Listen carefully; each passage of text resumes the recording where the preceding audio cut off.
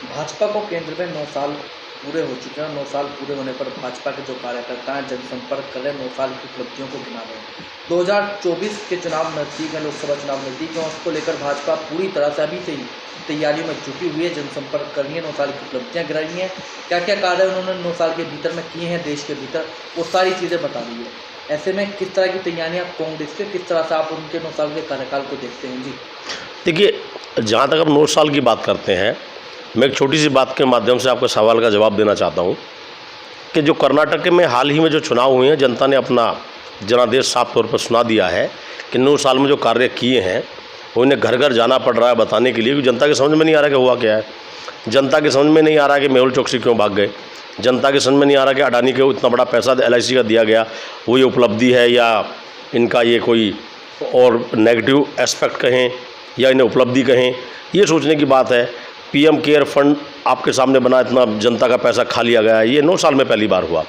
ये 9 साल में पहली बार हुआ कि बड़े बड़े लोगों को बड़े मोटे संख्या में पैसा दिया गया और वो देश छोड़कर भाग गए। 9 साल में पहली बार हुआ। ये 9 साल में मणिपुर जैसी घटनाएं पहली बार हुई।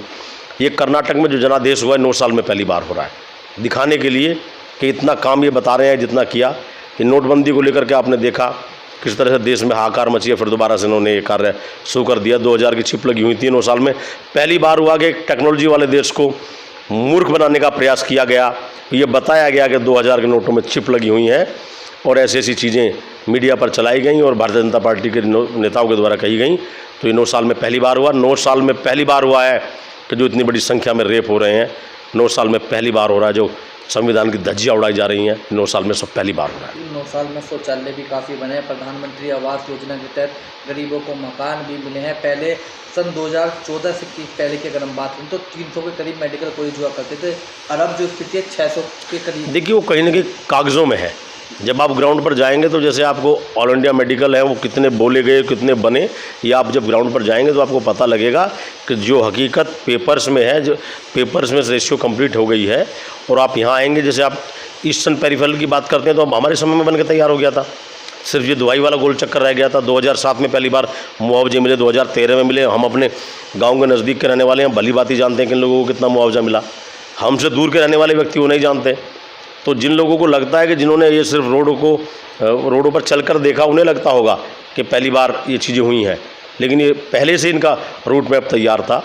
एलिवेटेड आपके सामने तैयार हुआ, लेकिन फीता मोदी जी ने काट दिया। तो ये सब सरकारें, हमारे केंद्र में जब सरकार थी कांग्रेस पार्टी, तब के कार्य हैं। अब जो कार्य गिनाए जा रहे हैं, अब जितना चीज़ें पैसे खर्च हो रहे हैं प्रचार के ऊपर, शौचालय इतने के नहीं बने जितने के शौचालय के ऊपर होर्डिंग्स लग गए हैं। ये सोचने की बात है। काम जितने हुए हैं गांव में, मैं अभी आपको मेरे साथ चलिए, मैं आपको प्रूफ करके दिखा सकता हूं कि जो कागजों में है वो गांव में आप देखेंगे तो तालाबों की सफाई कितनी बार हो चुकी है, ऐसी कितनी बार बाथरूमों के पैसे बन चुके हैं, दिए जा चुके हैं, वो बने नहीं हैं। ये सच्चाई हकीकत ये है कि 9 साल में पहली बार हो रहा है कि कागजों में कुछ और है और ज़मीन पर कुछ और है। ये 9 साल में पहली बार है। लोकसभा चुनाव होने से पहले ही भाजपा के कार्यकर्ता ने ये कहना शुरू कर दिया, इस बार भी हमारी ही सरकार केंद्र में बनेगी और देश के प्रधानमंत्री नरेंद्र मोदी बनेंगे। जी देखिए, ये तो इसमें कोई, मैं समझता हूँ कि अपने पार्टी का कोई भी कार्यकर्ता हमेशा अपने आप को जीत करके या जीत में दिखाता है, चाहे वो कितनी भी कमज़ोर स्थिति में हो। लेकिन हाल ही में जो ये कर्नाटक के परिणाम आए हैं, इन्होंने देश की आंख खोल दी है कि ये देश को गड्ढे में ले जाने का कार्य कर रहे हैं। और दूसरी बात, आप अभी देख रहे होंगे मणिपुर की घटना, ये रोकने की जगह उसमें आग लगाने का कार्य कर रहे हैं। तो ये हमेशा प्लेटफॉर्म बनाते हैं। चुनाव नज़दीक आ रहा है, मैं आपके चैनल के माध्यम से कहना चाहता हूं कि जनता को समझना पड़ेगा, कोई ना कोई घटना फिर दोबारा से ऐसी होने वाली यहाँ ज़रूर है उत्तर प्रदेश में, कि जो फिर दोबारा 2013 में जो इन्होंने कार्य किए, जिसकी वजह से विक्रम सैनी जैसे विधायक इनके जेल में गए क्योंकि उनका इन्वॉल्वमेंट था उस दंगे में। ऐसे दंगे ना हो, उनको समझदारी से, आप किसी सांप्रदायिकता की जो सांप्रदायिक ताकतें हैं वो मजबूत ना हो, जनता को ध्यान रखने की जो अवस्था है। और जो सांप्रदायिक लोग हैं, सांप्रदायिकता भड़काने वाले लोग हैं, ऐसे लोगों को नज़र रखें और आपस में लड़े नहीं। 2024 का चुनाव आने वाला है, कांग्रेस बहुत मजबूती से चुनाव राहुल जी के नेतृत्व में लड़ेगी। और आप देख भी रहे होंगे, रिसेंटली यूट्यूब पे सर्वे हुआ कि कौन बनेगा प्रधानमंत्री, तो 80% लोगों ने, जनता ने, जो बिना किसी बात के तरीके से कोई प्लान नहीं किया गया था और बिल्कुल एक 100% ईमानदारी वाला निर्णय था कि भाई एक जनरली बात पूछना कि कौन बनेगा प्रधानमंत्री, तो 80% लोगों ने कह दिया कि राहुल गांधी इस देश के आने वाले प्रधानमंत्री हैं। और इस देश को नई दिशा मिलेगी, नई ऊर्जा मिलेगी, ये मेरा कहना है। कर्नाटक के परिणाम के बारे में आपने बताया, लेकिन बीते जो नगर निगम चुनाव हुए हैं उनके नतीजे भी सभी के सामने, सभी राजनीतिक दलों को अपना दमखम पता लग चुका है और कांग्रेस की स्थिति भी किसी से छुपी नहीं है।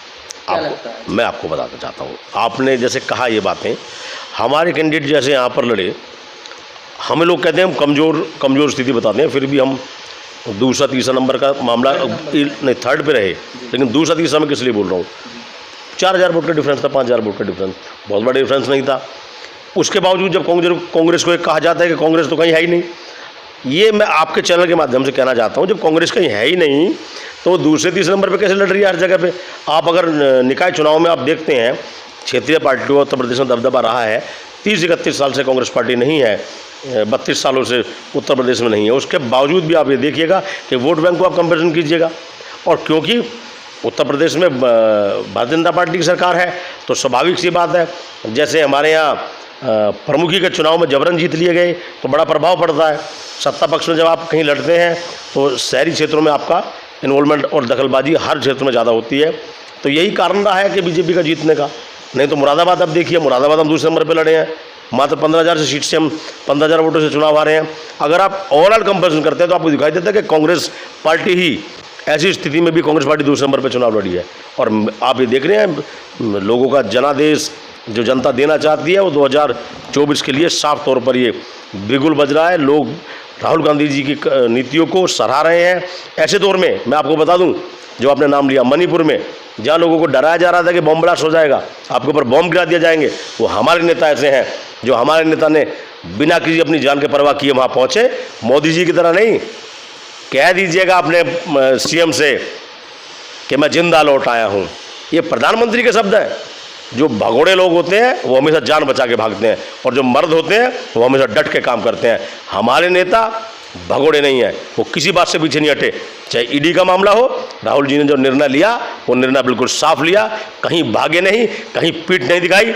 और उनका इतिहास रहा है, उनके पिताजी का इतिहास रहा है, उनकी नानी दादी का इतिहास रहा है कि वो मौत से टक्कर लेते हैं। हमारे प्रधानमंत्री जी की तरह ये नहीं कि विदेशों में कहना कुछ और करना कुछ और पंजाब के बॉर्डर से इतनी सिक्योरिटी होने के बाद ये कह देना कि देखो मैं जिंदा लौट आया हूँ। अपने देश में आपको खतरा है। ये झूठी बातें, ये मनगढ़ंत कहानियाँ मोदी जी को बंद करनी होंगी। और अभी इसीलिए बातों से देश की जनता ने मोदी जी को नकार दिया है। और ऐसे लोग जो सिर्फ इमोशन की राजनीति कर रहे हैं, सिर्फ जो भावनाओं से खेलने का काम कर रहे हैं, जनता समझ चुकी है कि ये आंसू घड़ियाल के आंसू हैं। जो असली नेता इस देश को चलाने वाले हैं वो राहुल गांधी हैं, और कांग्रेस पार्टी की नीतियों को लेकर के राहुल गांधी चल रहे हैं। और मैं समझता हूं 2024 में जनता फिर दोबारा जो 70 साल से जो सरकार चलती आ रही थी उस सरकार को चुनने का काम करेगी। 9 साल में उन्होंने हाहाकार मचा दिया है।